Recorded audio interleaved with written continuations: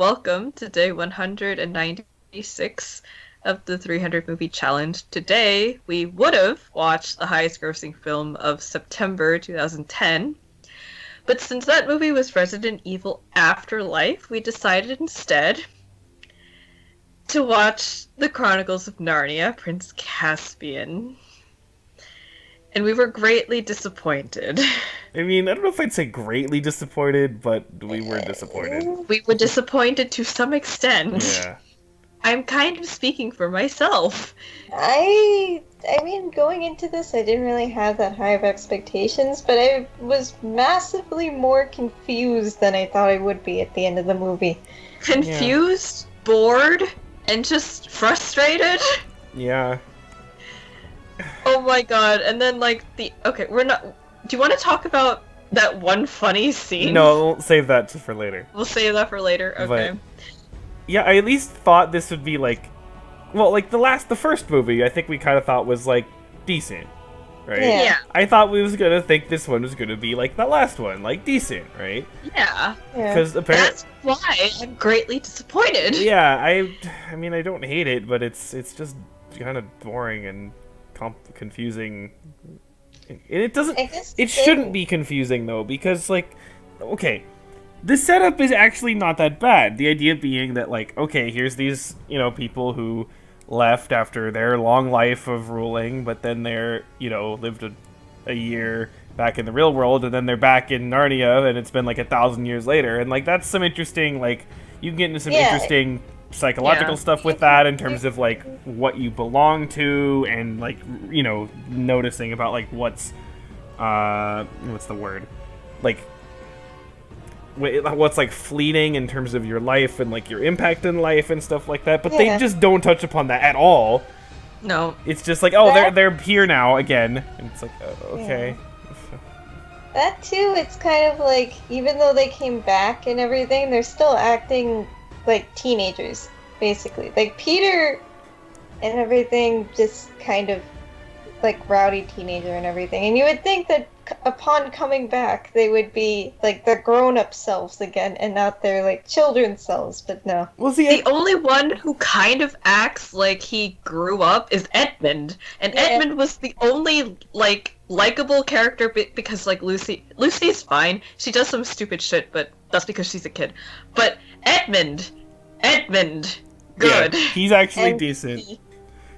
Good. Yeah, he's actually decent. Lucy just does some dumb shit, but she's also just in general she doesn't really do that much, so it's can't really say anything. Yeah.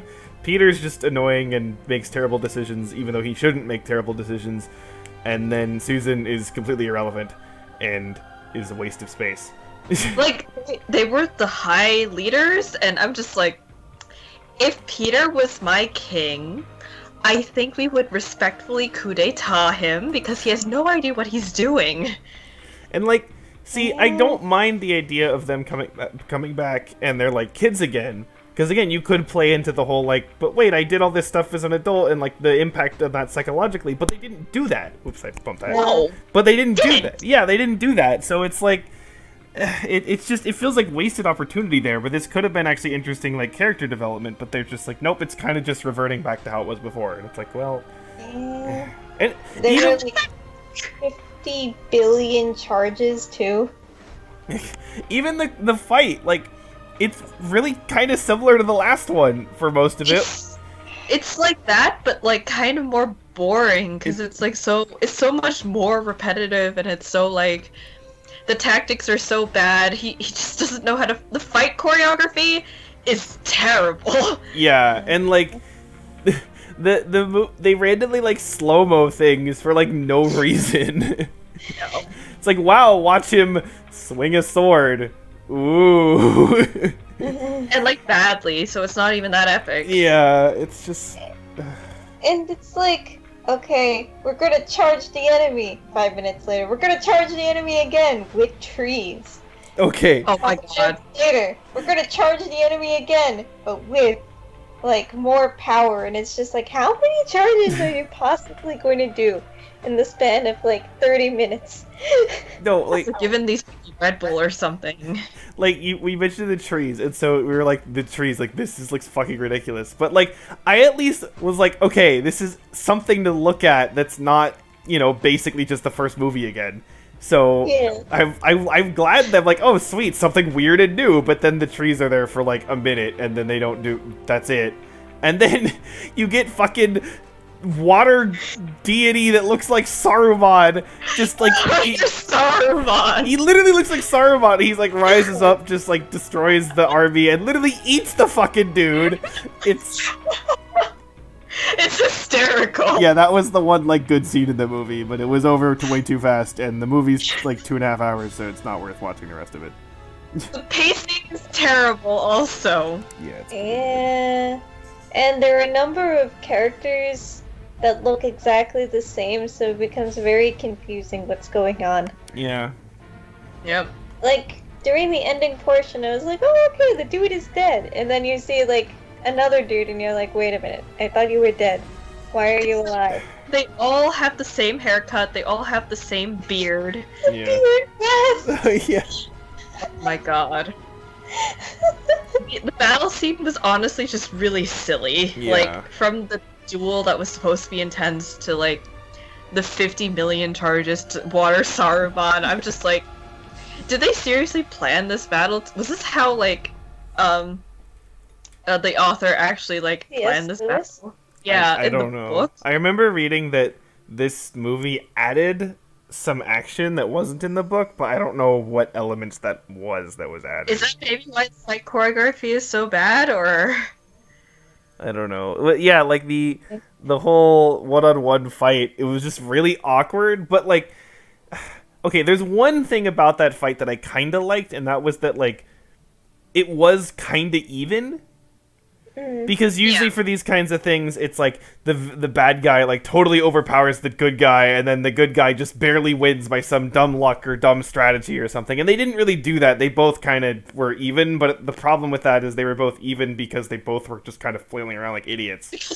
Fuck. Yeah, so, Like, okay, my main problem with action scenes is, I guess, from someone who, like, writes. So when you write, action scenes are supposed to be, like, really tight. They're supposed to be really fast with, like, the language and stuff to convey the tension.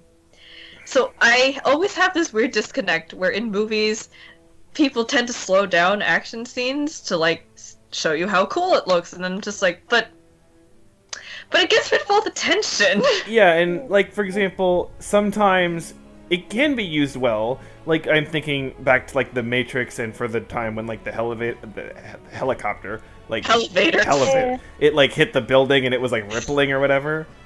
Right? Yeah, so, like, that stuff can be cool if you are trying to show off something that does look cool, and it can be used as kind of, like, a break from the action in a second while you, like, look at something kind of cool, right? I think the thing I have a problem with is, like, close combat with, like, old style weapons. Like, yeah, because with modern weapons, it's a little bit more interesting because it's so foreign. Like, it's not hands-on.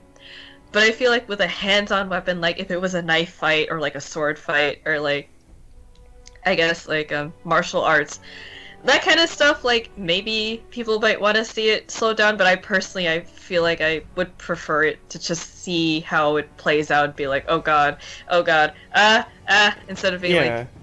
Yeah. Well, because also Okay. with the close combat fighting, like, then it's all, you do want to have it be fast, because again, you want the tension, because they're right there and they get, fighting each other right there, right? So that's the most tense moment. Slice someone. Yeah, so that's like the most tense moment, and yeah, even then, I'm thinking like, again, you'd want to slow this thing down if you want to show off something that looks really cool, but I'm like, I mean, in a sword fight, is there really too many things you could do that would actually look really cool slowed down? Like, how many options do you have, right? So, yeah, that's just a weird decision. And, like, I don't know. The guy bitch slapped Peter. Oh, yeah, he just laughs him. So funny. And he, like, beats him with the shield. Can someone tell me whether or not the dwarf was blind or not? Because The whole thing at the end where Aslan was like, "Now can you see?" It's like, wait a minute, he was blind this whole time. Yeah, I thought it was just that like he couldn't see Aslan, but I don't. That was not explained. I looked on the Wikipedia plot summary, not explained at all. So I don't know. What's the dwarf's name? Did they even say his name? No, okay, wait. You know, like earlier when we were watching this, I said, "Oh my God, someone's name," and I made a deal out of that, and I said, "You'll see." Yeah. So they do mention the guy's name, but it's like in the background, and like you didn't notice. So that guy's name is Trumpkin. Trumpkin? Yes. Oh my god, I'm so sorry, Trumpkin. You're actually not a bad character. I mean, he doesn't do that much, but he's okay, I No, guess. that's why he's not a bad I mean, yeah, that's fair. Yeah, let me look. Is he blind? Trumpkin, fictional character. Okay. Wikipedia. He is a dwarf. Mm-hmm. We've kind of figured that part out. He got a small loan of $1 billion. That was actually like 400 million that they got through tax loophole. Anyway, whatever. Never mind.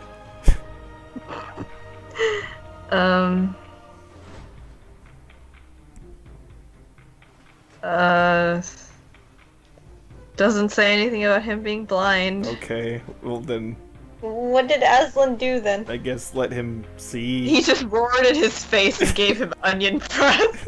Oh my god. Probably not onion breath. It's probably like whatever poor dear Aslan ate. Oh my god! The scene where he's just hungry! So there's this scene where there's this bear, and Lucy goes over to the bear thinking, okay, it's a Narnian, so let's go, like, greet our people. So the bear turns around and starts to, like, charge at her. And I think it was, like, Peter, right? Yeah. Fucking Peter was like, he's just hungry. So later, when Lucy goes to find Aslan, she's getting chased by this guy, and then Aslan goes and attacks the guy. And when he was standing over him, I just said, he's just hungry. Oh my god. The funny parts of this movie are all of the intentionally stupid shit that happens. I don't know if we're just trying to make it funny because we were so fucking bored. God. Right. That's what I'm thinking. Oh my god. Ugh. Oh my god.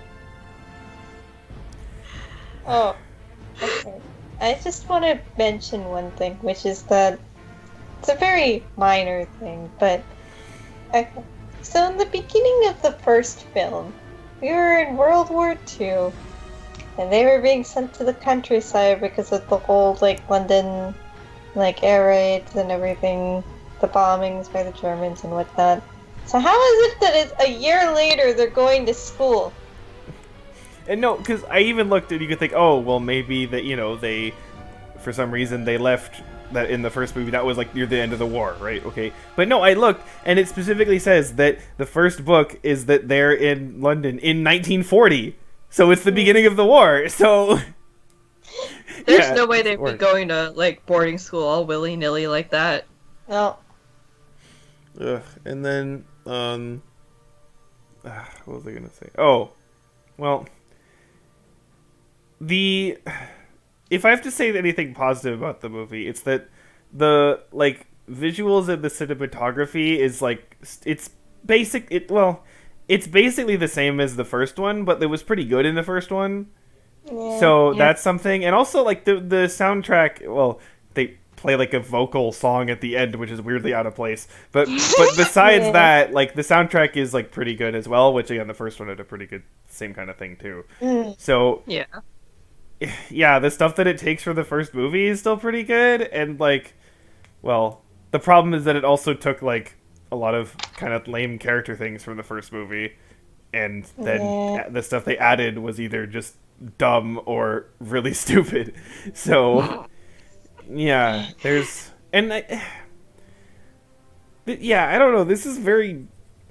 It's weird, but like not in a good way. It's weird. Because like from the very beginning, I was so freaking confused because like we open up on this scene of like this woman giving birth, and then like you cut to this guy like Caspian, and he's like fleeing with homeless like Gandalf, and then so the impression I got was like, oh, the kid grew up because the transitions in this movie are terrible. Yeah, the they're pretty transitions are pretty god awful. Because it's kind of like that whole thing of like what you leave off on and then what you transition into. If there's not a clear transition, then you're gonna assume things like the child is Caspian and it's actually like not Caspian. That's like his aunt or something. Oh yeah, there's a weird Hamlet tone in this movie with the whole uncle thing. Oh, yeah. Uncle trying to kill your nephew thing, but that's kind of irrelevant. But we went from that, and then like from the train station, they do this weird thing where like the four siblings, they end up on the beach like 2 seconds later, and then they just run and frolic in the water. Yeah, it's really weird. It's really weird. Kind of like, why are we on the beach? Yeah. What happened? Like, would you not think about it for a second? And like, when they went to go look at the castle, they didn't even recognize the view, even though they were like pining over coming back. Like, yeah, it's. There's just a lot of weird, dumb shit about like the characters, except Edmund. Yeah, I feel like I'm forgetting. Oh, I remember there was something I wanted to talk about in particular. Mm-hmm. The romance. Oh well, I mean, there's not much to talk about there. It's stupid and out of place, but because Susan's literally has no character, but whatever. No, it's the whole like during the first like battle at like the castle or whatever, and like the gate gets like closed and like a bunch of people are like trapped inside and are like killed, right? Yeah. And like you can see that's supposed to be a very like emotional scene that these people are, they have to leave them to die, right? Yeah. But like it doesn't work. And I was trying to think like, why does this not work? And so my first thought was, oh well, it's because we literally have no idea who these people are, right? Who are getting killed. But then I thought about it and I'm like, well, I'm trying to be vague here. There's a movie that I'm not going to say what it is because we will be seeing it at some point, where a similar thing happens, where you have people who, basically get trapped and you're forced to, like, other characters are forced to, like, abandon them as they're being slaughtered. And these are people that you don't know, but, like, I love that scene because it's very, the emotion and, like, the holy fuck, what is happening is, like, really strong, right? Does it depend on, like, the people that, like, the characters that you follow that have to leave them behind? No, because that still doesn't really apply. So I'm trying to think, like, what is it actually specifically that's different between these two scenes? And I think it's partly... the fact that they didn't really show the people that much? Well, again, in terms of the character, I think it's twofold. One is the guys are, they're trapped. They're getting like hit by arrows or whatever, but you don't really see it. No. Right. Oh, right. So that's part of it. But the other part of it is that in this other movie, that scene is kind of like an end, like, culmination scene. It's that, like, they've been trying to do all this stuff and trying to accomplish this goal, and then this happens right at the end, and you're like, oh my god, right? And so, but this was like, oh yeah, it's like an hour into a 2.5 hour movie, let's have this here, and it's like, so I think that's the issue, is that it doesn't build up to it. Right. It's never mentioned ever again. Well, no, it's mentioned, like, right afterwards about we had to leave those people to die, but then it's like, well, then they got over it, so it's like, okay. No, well, wait, what was that whole thing? Like, Peter and, like, Caspian were, like, gonna fight, and then they're like, stop, and then they, like, didn't, and then, like, well, what happened with that? Like, what did... all that tension just went away completely, and it's just like, okay. And there was this random revival of, like, the White Witch. Oh, yeah, that was weird. The only good thing that came out of it was the fact that Edmund stabbed her, and that was well earned on his part. Yeah, so I feel like it just felt like that was the only reason to have that scene in there was for that, which I mean, I guess that's fine, but That's it's like fine. it still feels weird out of place because it's never It mentioned is. again. So Yeah, they don't even. The White Witch is not even mentioned beforehand, and I'm just No. like, why is she suddenly back? yeah, For like 2 seconds. Like, did they just want to bring the actress back or something? I don't know. It makes me wonder, like, how the actual the book was.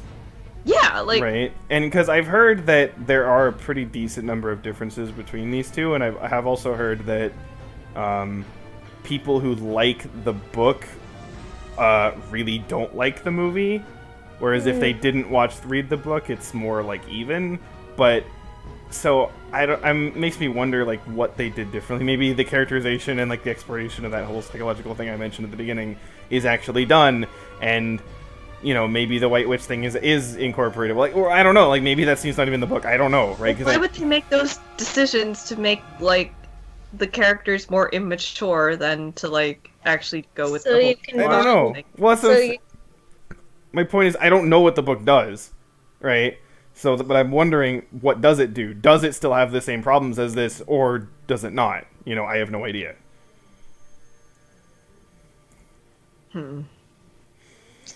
But I look, guess on the thought-provoking note, we now get to our next movie. yep. Which It's a very different genre, I yeah, guess. it's almost the opposite kind of genre. Yeah, I saw this in theaters also. There's a good amount of movies this year actually I saw before, and I remembered liking it, but it's strange. So Strange. yeah, and again, That's not the word I thought would be used Well, for this movie. it's you. Let me put it Is this it way. like you go into it thinking one thing, but you come out of it thinking another Well, thing? no, it's one of those things where you just like look at the super basic outline of what it's supposed to be, and you're like, why would this be interesting? And that said, also again, this was 8 years ago at the time of recording this, basically. So I don't exactly remember it that well, but I am definitely curious to see it again. So yeah. On that note, goodbye. Bye. Bye.